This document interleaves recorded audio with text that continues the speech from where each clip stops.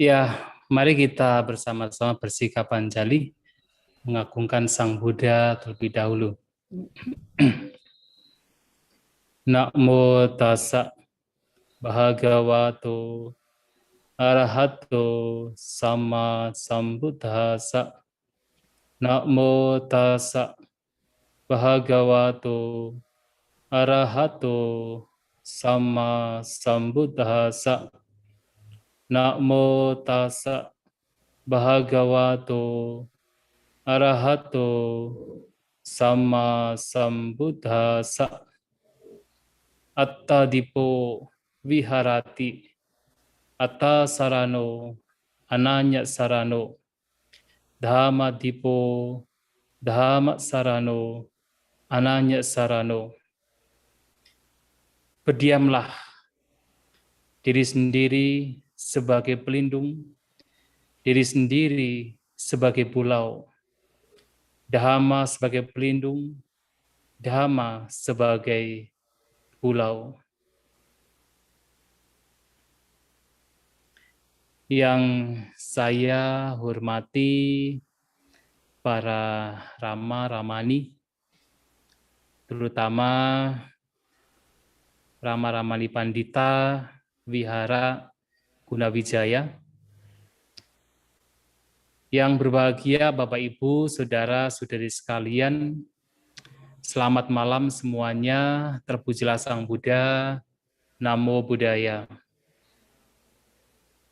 Ya, malam hari ini seperti yang telah disampaikan oleh Pandita Muda Rama Ishak, bahwa tema yang akan disampaikan adalah bagaimana diri sendiri bisa menjadi pelindung. Ya Bapak Ibu Saudara-saudari sekalian, kalau kita melihat ke dalam diri kita masing-masing, ada satu kecenderungan yang setiap makhluk, setiap manusia memiliki. Kecenderungan tersebut tidak lain adalah ketakutan. Setiap makhluk, setiap manusia memiliki rasa takut. Terutama adalah rasa takut kehilangan hal yang dianggap memberikan kesenangan. Takut kehilangan hal yang dianggap memberikan kenikmatan. Takut kehilangan pekerjaan, takut kehilangan materi, kekayaan, takut kehilangan keluarga, takut kehilangan kemasyhuran, takut kehilangan apapun yang dianggap memberikan kenikmatan, memberikan kebahagiaan, dan memberikan perlindungan. Nah, karena ada kecenderungan bahwa kita sebagai manusia, dan bahkan semua makhluk, memiliki rasa takut, maka disitulah kemudian kita pun juga mempunyai kecenderungan untuk mencari perlindungan. Mencari perlindungan agar hal-hal yang kita anggap memberikan kesenangan, memberikan kenikmatan, memberikan keamanan, tidak hilang dari kita, tidak berpisah dengan kita, agar tetap bertahan dengan kita. Nah, kita mencari perlindungan. Dan kalau kita melihat ke dalam setiap perbuatan yang kita lakukan, apakah ucapan, perbuatan jasmani, termasuk berbagai macam pikiran yang kita pikirkan, hampir semua aktivitas perbuatan yang kita lakukan, semua dilakukan agar kita mendapatkan perlindungan. Semuanya. Mengapa kita makan? Ya kita makan karena kita ingin melindungi tubuh kita. Kita tidak mau tubuh kita menjadi sakit, kemudian menderita. Mengapa kita mengenakan pakaian? Itu juga untuk melindungi tubuh kita, agar kita tidak sakit. Atau supaya Kita tidak kemudian keluar rumah dengan tidak mengenakan pakaian dan menjadi malu. Untuk melindungi, katakan, yaitu ego kita. Mengapa kita kemudian memiliki rumah? Nah, sebenarnya kalau kita perhatikan, memiliki rumah itu tidak hanya sekedar untuk kebanggaan. Wah, rumah saya bagus. Rumah saya, wah, banyak aksesoris di dalam. Tidak hanya demikian. Tetapi sesungguhnya memiliki rumah juga adalah untuk perlindungan. Untuk melindungi diri kita, melindungi keluarga, untuk melindungi harta kita, untuk melindungi hal-hal yang dianggap memberikan kesenangan, kenikmatan pada kita. Bahkan seseorang memiliki pekerjaan sebagai misalnya berumah tangga. Memiliki pekerjaan untuk apa? Untuk security, untuk pelindungan, untuk keamanan.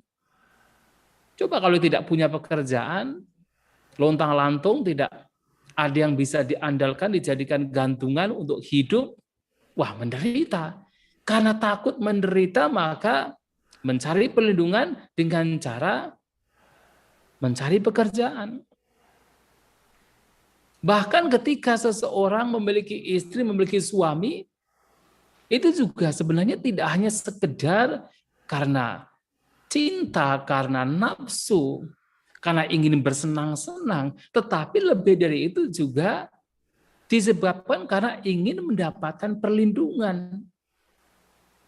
Suami ingin mendapatkan perlindungan dari istri, istri juga sebaliknya. Dan kemudian memiliki anak dengan harapan anaknya nanti ketika mereka tua bisa melindungi mereka. Pada dasarnya adalah untuk mendapatkan perlindungan. Bahkan ketika kita berbicara, kita berargumen satu sama lain. Kalau kita perhatikan, kita berbicara dengan yang lain, kemudian memberikan ide kita, gagasan kita, ternyata gagasan ide kita tidak diterima oleh yang lain. Kemudian kita bersikeras mempertahankan ide kita. Untuk apa? Itu juga karena ada sebuah kecenderungan untuk perlindungan. Untuk melindungi diri agar tidak, misalnya, kelihatan bodoh. Agar martabaknya tidak kemudian menjadi rendah. Untuk bagaimana supaya self-image egonya itu bisa dipertahankan. Sebenarnya demikian, untuk mencari perlindungan. Dan hampir semua yang kita lakukan pada dasarnya adalah untuk perlindungan. Jadi tidak hanya sekedar ketika orang pergi ke dukun, cari amulet, cari jimat, kemudian itu mencari perlindungan. Ya memang itu juga demikian, tetapi sebenarnya hampir semua aktivitas yang kita lakukan sesungguhnya juga adalah untuk perlindungan. Nah, pertanyaannya adalah, apakah perlindungan yang seperti ini yang sifatnya adalah material, yang sifatnya adalah eksternal, diperbolehkan atau dilarang? Ya tentu dalam hal ini ada yang diperbolehkan, atau katakan ada yang memang tidak masalah, tetapi juga tentu ada yang itu tidak sesuai, tidak patut untuk dicari. Kalau hal-hal yang memberikan perlindungan kepada kita ternyata merugikan baik diri kita dan juga makhluk lain, yaitu tentu tidak patut untuk dilakukan, tidak patut untuk dicari. Misalnya apa? Kita jalan malam-malam, kemudian bertemu dengan seekor ular yang berbisa. Nah, dengan dalih untuk melindungi diri sendiri, kemudian kita bawa pentungan, kita pukul ular tersebut, mati. Nah, tentu dengan hal tersebut tidak sesuai, karena itu merugikan makhluk lain. Dengan dalih melindungi diri kita, kemudian merugikan makhluk lain. Atau misalnya keinginan untuk mendapatkan yaitu ketenaran, kemasyhuran. Karena ketika orang menjadi tenar, menjadi masyhur, kemudian dirinya merasa terlindungi. Nah, karena itulah kemudian mencari kambing hitam lain dengan cara melukai yang lain. Seperti misalnya kasus babi ngepet. Ya kan? Ingin mendapatkan kemasyhuran ya untuk pelindungan diri sendiri agar kelihatan tenar dan sebagainya, merugikan yang lain. Tentu ini tidak sesuai. Nah, sehingga apapun hal yang dengan dalih melindungi diri sendiri tetapi merugikan makhluk lain, itu tidak sesuai menurut agama Buddha. Melindungi diri sendiri dengan cara mengumpulkan kekayaan sebanyak-banyaknya tetapi merugikan makhluk lain, menghancurkan kehidupan makhluk lain, itu tidak sesuai dengan ajaran Sang Buddha. Tetapi kalau mencari perlindungan yang sifatnya eksternal yang tadi telah disampaikan, itu tidak merugikan diri sendiri, tidak merugikan makhluk lain, tetapi malahan bermanfaat untuk diri sendiri, bermanfaat untuk orang lain, yaitu tidak masalah. Sah-sah saja, tidak dilarang. Seperti misalnya tadi mencari kekayaan untuk pelindungan diri. Tentu tidak dilarang. Bahkan Sang Buddha kepada para rumah tangga ya mengatakan dalida yang bikawe duka lukasming kama bukino. Wahai para biku, kemiskinan adalah penderitaan bagi berumah tangga. Nah, artinya kalau kemudian seseorang tidak memiliki harta atau paling tidak adalah sesuatu yang bisa dijadikan untuk melangsungkan hidup, yaitu menderita. Makanya untuk pelindungan diri, paling tidak bisa makan, paling tidak bisa bertahan hidup, kemudian mencari kekayaan, ya tentu sah-sah saja, bahkan itu memang dibutuhkan. Nah, pelindungan demikian tidak masalah. Kemudian seseorang misalnya berumah tangga memiliki anak dengan harapan, oh nanti anaknya kalau saya sudah tua, anak saya bisa menyokong saya, melindungi saya. Apakah tidak boleh? Diperbolehkan. Bahkan Sang Buddha memang mengatakan juga bahwa salah satu harapan orang tua terhadap yaitu anaknya adalah harapannya adalah ketika mereka sudah tua, sudah tidak produktif, tidak bisa bekerja, sudah rapuh. Nah, kemudian anaknya yang nantinya akan menyokong mereka untuk melindungi mereka. Dan itu sesuatu yang wajar, tidak masalah. Dan bahkan tugas anak terhadap orang tua juga demikian. Bahwasanya ketika orang tua sudah tua, orang tua sudah tidak bisa bekerja, nah tugas anak adalah melindungi orang tua, menyokong orang tua. Nah yang seperti itu tentu adalah sah-sah saja dan sangat baik, sangat diperbolehkan. Tetapi Bapak Ibu saudara-saudari sekalian, pelindungan yang sifatnya material demikian boleh, tetapi itu sifatnya adalah sementara. Mengapa? Karena pelindungan yang demikian ini hanya bisa melindungi seseorang ketika mereka masih hidup.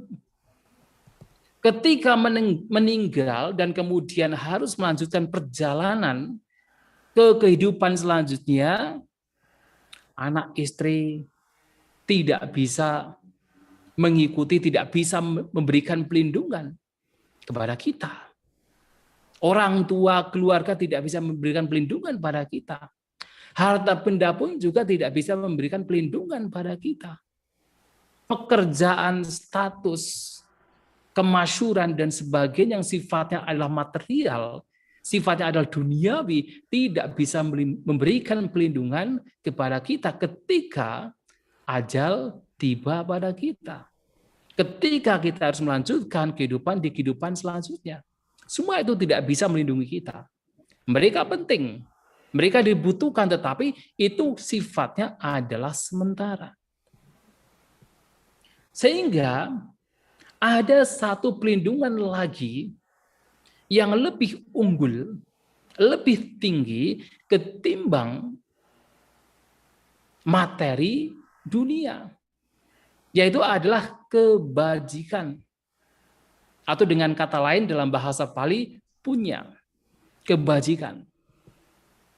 Nah, kebajikan ini adalah pelindungan yang lebih unggul, lebih tinggi ketimbang pelindungan yang diperoleh dengan cara yaitu material. Material penting, harus diingat, ini penting, tidak boleh dilupakan, tetapi itu hanya membantu ketika seseorang hidup di dunia.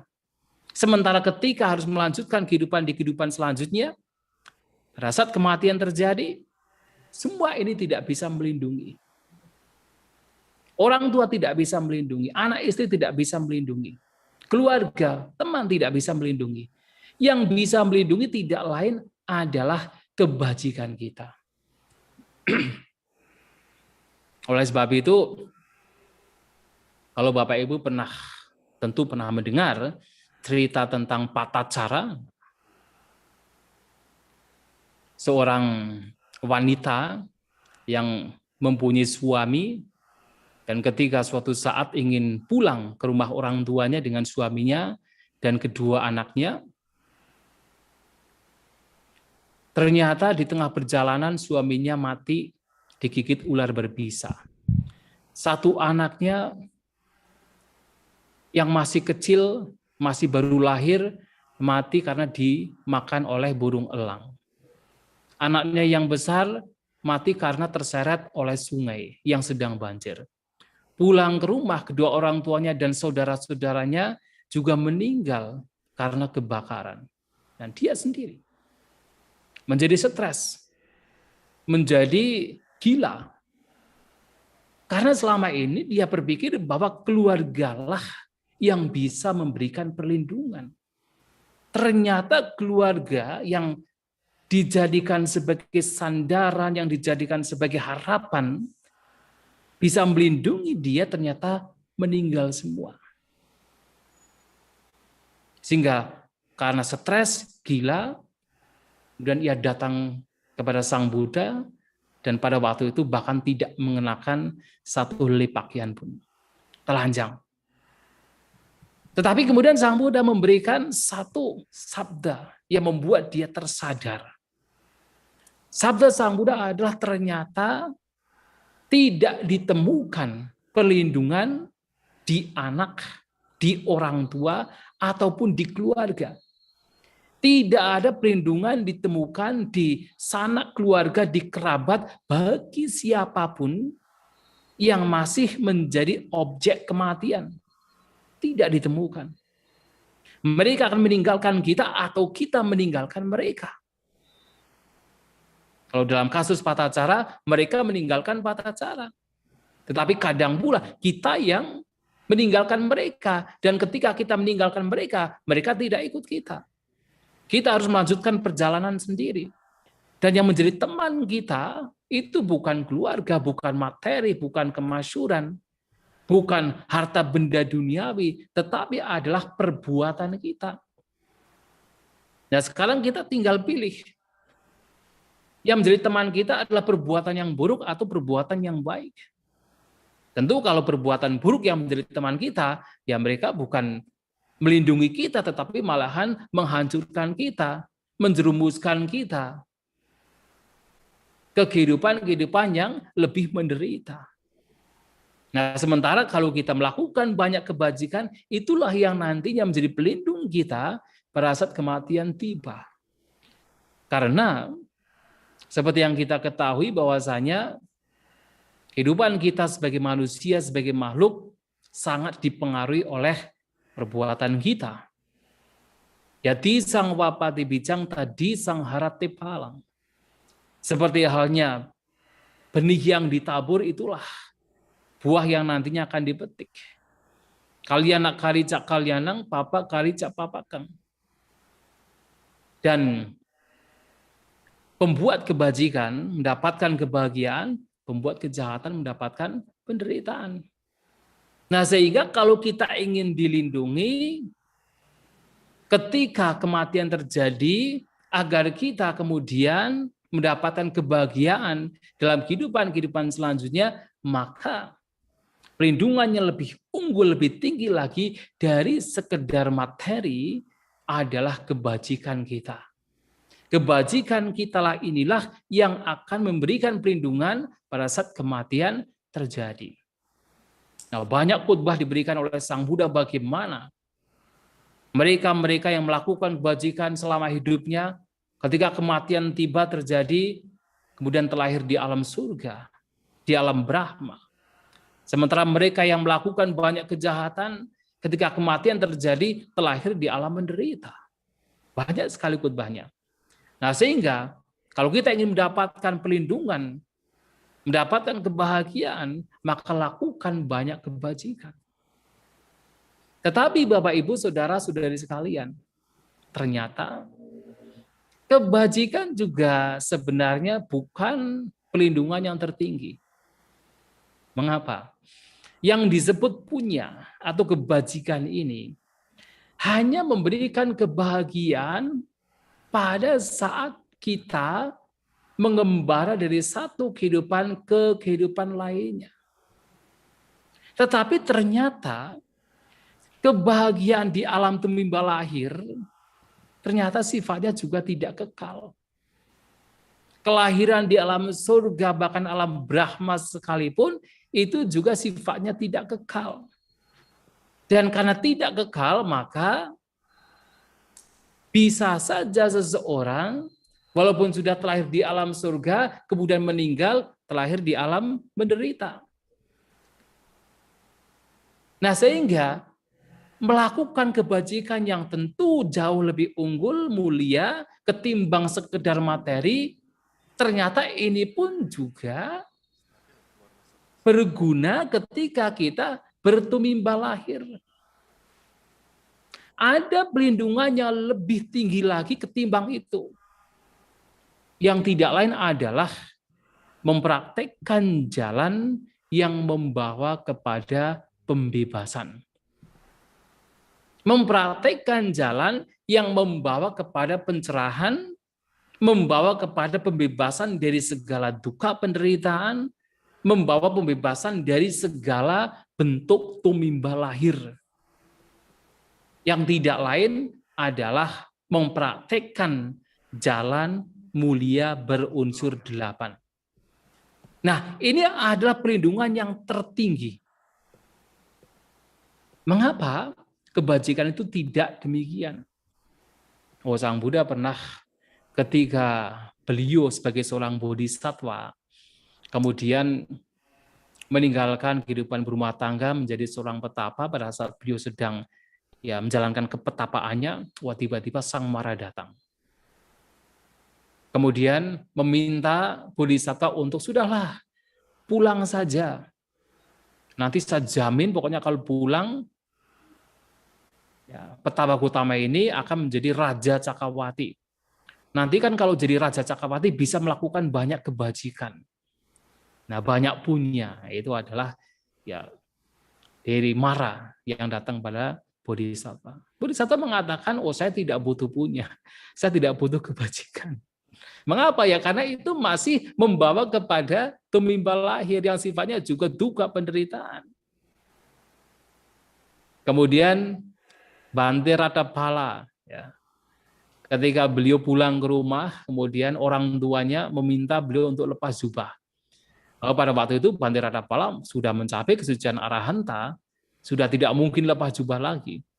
Tetapi orang tuanya tidak tahu.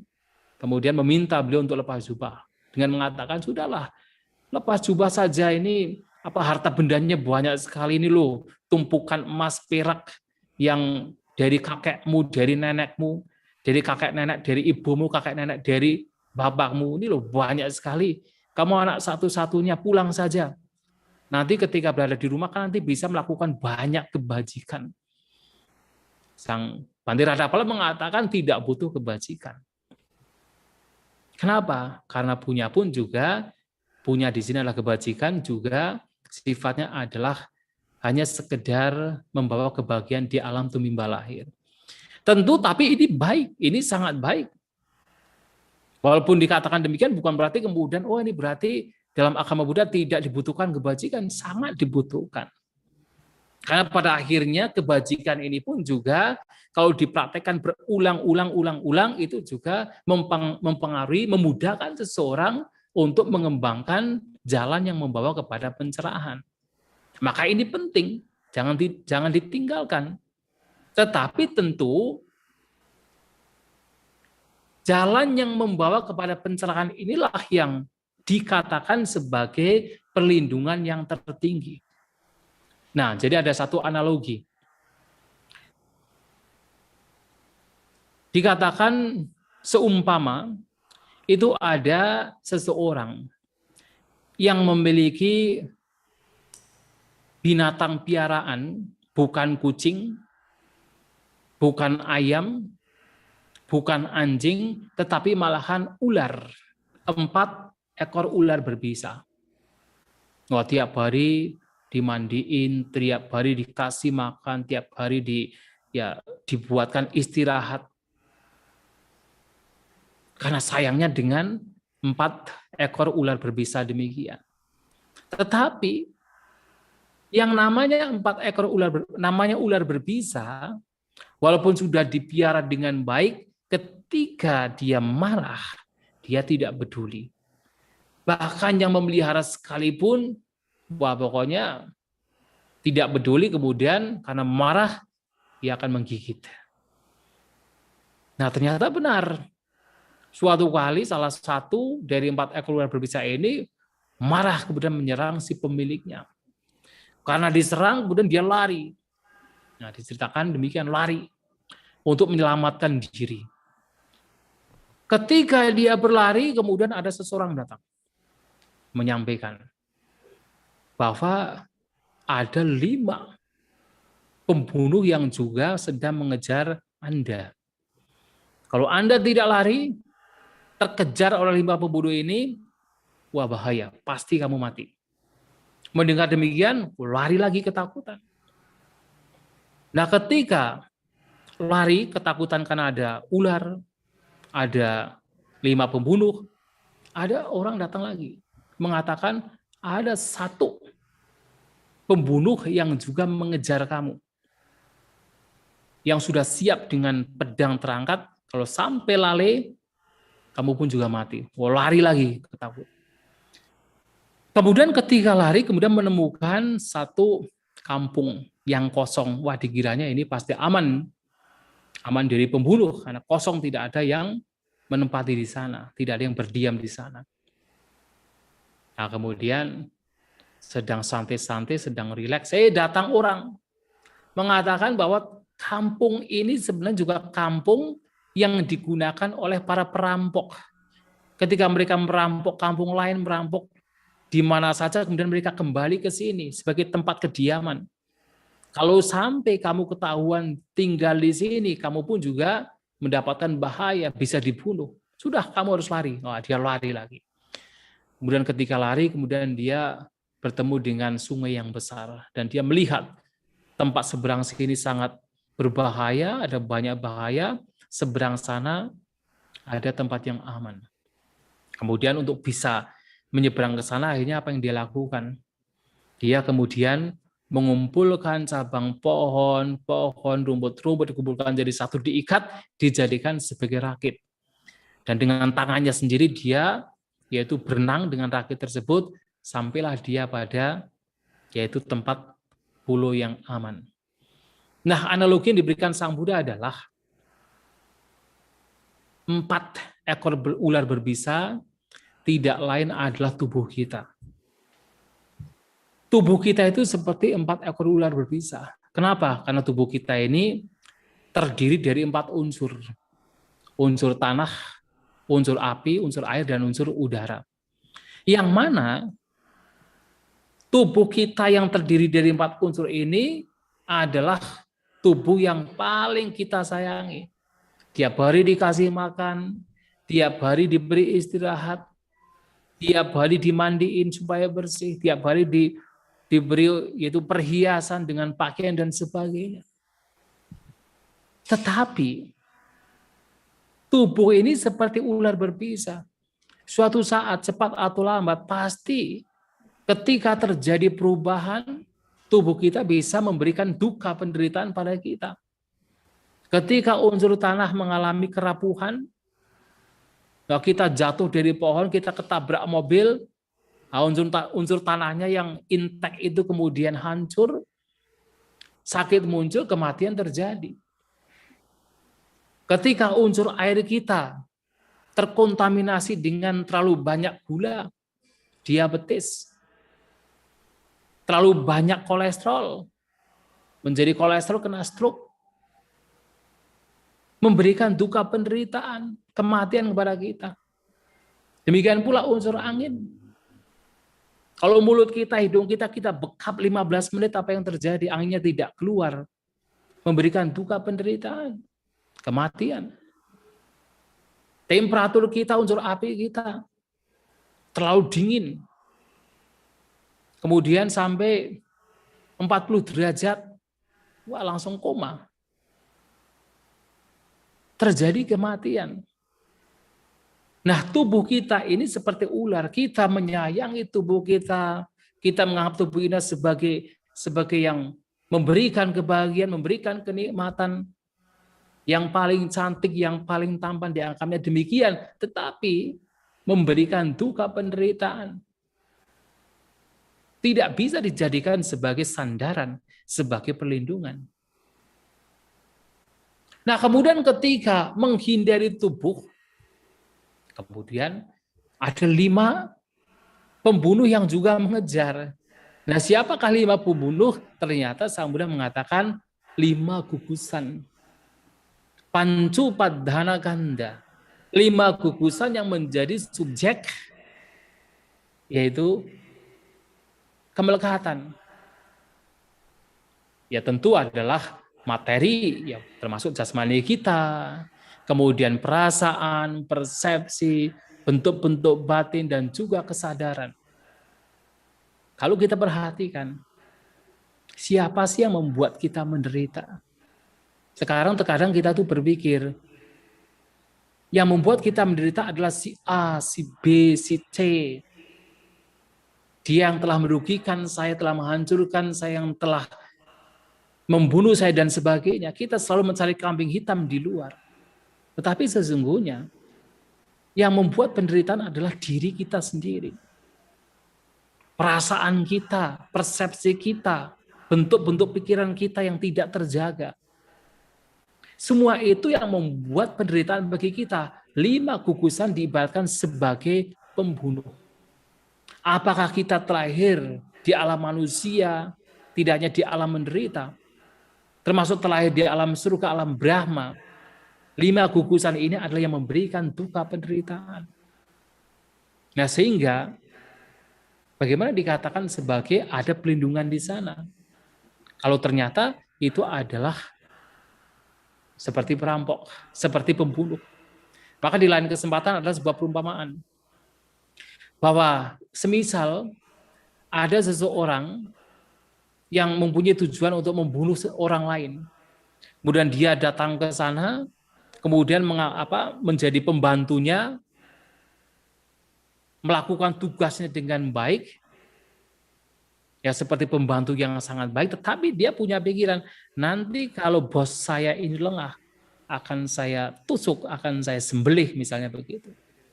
Nah, kemudian si bosnya ini tahu, wah ini ternyata orang ini tidak punya tujuan yang tidak baik. Walaupun selama ini dia itu sebenarnya melakukan tugasnya dengan baik, perfect, sempurna, tetapi begitu tahu ternyata dia punya tujuan yang buruk, wah dia langsung total melihat dia bukan sebagai pembantu yang baik, tetapi sebagai seorang pembunuh. Ternyata Sang Buddha mengatakan 5 gugusan itu seperti pembantu tadi.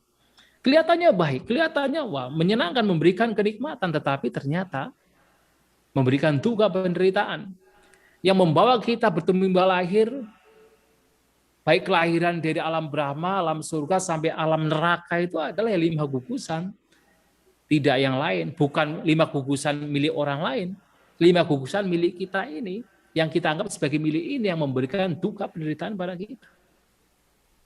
Nah kemudian begitu orang ini lari, ada satu yang menjadi pembunuh juga. Yang tidak lain adalah nandiraga. Kesenangan dan kemelekatan. Nah ini juga pembunuh. Karena kita itu mempunyai kemelekatan, kesenangan, mencari kesenangan kesana kemari, itulah yang kemudian menghancurkan kehidupan kita, memberikan penderitaan pada kita. Termasuk kita mencari kesenangan di alam surga, alam Brahma, itu pun juga, walaupun dalam alam tumbuh lahir sebagai sesuatu yang lebih baik ketimbang alam manusia atau alam neraka misalnya, tetapi itu pun juga sebuah kecenderungan yang membawa kepada penderitaan pada akhirnya. Nandiraga. Nah kemudian ketika pergi ke rumah, ke kampung kosong, nah kampung kosong ini adalah 6 indera kita, mata, telinga, hidung, lidah, jasmani, dan juga pikiran. Kalau hanya sekedar mata memang tidak masalah. Sekedar telinga tidak masalah, sekedar hidung, lidah itu tampak seperti kosong, tidak masalah. Tetapi masalahnya ada perampok. Siapakah perampoknya? Perampoknya tidak lain adalah objek-objek dari indera ini. Bentuk-bentuk yang dilihat oleh mata, suara yang didengar oleh telinga, bebauan yang dibawahi oleh hidung, rasa yang dikecap oleh lidah, sentuhan-sentuhan yang tersentuh oleh jasmani. Nah, semua ini yang menjadi masalah. Ya, kita tahu ternyata ketika kita melihat objek yang menyenangkan, muncullah keserakahan, kemelekatan, akhirnya penderitaan. Ketika objek yang datang itu tidak menyenangkan, muncullah kebencian, ketidaksukaan, kemarahan, dan juga penderitaan. Ketika ada suara-suara yang tidak menyenangkan, muncullah kemarahan, penderita. Suara-suara yang menyenangkan, muncullah keserakahan, pada akhirnya penderitaan. Seperti perampok. Perampok yang datang kepada yaitu kampung yang tadinya kosong. Wah, itu juga memberikan duka penderitaan. Nah kemudian, lantas kalau demikian, bahwa setiap pengalaman yang kita alami itu sesungguhnya adalah duka, penderitaan, berarti bahkan alam surga, alam Brahma yang dikatakan baik pun itu juga bagian dari duka, bagian dari penderitaan. Sehingga perbuatan-perbuatan bajik atau punya, atau dengan kata lain punya sangkara, yang membawa kepada kebahagiaan di alam-alam tumimba lahir, surga dan alam Brahma, berarti juga sebenarnya itu bukan sebagai pelindungan yang tertinggi. Walaupun itu baik, jauh lebih baik ketimbang materi, dan tentunya jauh lebih baik lagi ketimbang perbuatan jahat, yang jelas itu bukan sebagai pelindungan, tetapi ini pun juga belum cukup. Nah, lantas apa yang menjadi pelindung tertinggi? Wah, kemudian orang ini melihat, wah di sini banyak sekali bahaya. Tapi di luar sana, di pantai sana, ada tempat yang aman. Tapi sungainya itu sungai juga yang bahaya juga sungainya. Banyak berbagai macam binatang buas di sana. Maka dia menggunakan apa? Rakit. Nah, rakit ini yang bisa membawa dia ke tempat yang aman, tidak lain adalah jalan mulia berunsur 8. Pandangan benar, pikiran benar, ucapan benar, perbuatan benar, mata pencaharian atau cara hidup yang benar, usaha yang benar, daya upaya benar, perhatian dan konsentrasi yang benar. Ini adalah rakit. Rakit yang bisa membawa seseorang ke pantai seberang yang aman, yang tidak lain adalah nibbana. Nah, oleh sebab itu, pelindungan yang tertinggi adalah tidak lain yang nantinya membawa kepada pelindungan yang tertinggi, itu tidak lain adalah jalan mulia berunsur 8. Nah, jalan mulia berunsur 8 ini seperti halnya orang demikian harus mencari rakit sendiri, harus merakit sendiri, mengumpulkan yaitu cabang-cabang atau rumput-rumput sendiri. Demikian pula seseorang juga mengembangkan jalan mulia berunsur 8 itu juga harus sendiri, tidak bisa diwakilkan. Dan seperti halnya dia harus menyeberang dengan rakit tersebut dengan kekuatannya sendiri, kita pun juga Untuk bisa menyeberang ke pantai seberang yang aman juga harus dengan kekuatan diri sendiri. Kita tidak bisa mewakilkan orang tua kita, hei Bapak, Ibu, Papa, Mama, praktek Jalan Mulia Petunjuk 8 ya, nanti saya yang menikmati. Tidak bisa. Oh kamu saja yang praktek meditasi ya, nanti saya yang mencapai nibbana, mana ada. Tidak bisa. Harus diri kita sendiri. Maka ketika Sang Buddha mengatakan Atta Dipo, Atta Sarano, Ananya Sarano, bahwa jadikanlah diri sendiri sebagai pulau, sebagai pelindung dan bukan yang lain, bukan pelindung yang lain. Sang Buddha mengatakan bahwa Dhamma adalah pelindung, Dhamma adalah yaitu pulau, dan bukan yang lain, adalah Dhamma. Dhamma yang apa? Dhamma yang dipraktekkan yang tidak lain manifestasi dari jalan mulia berunsur 8.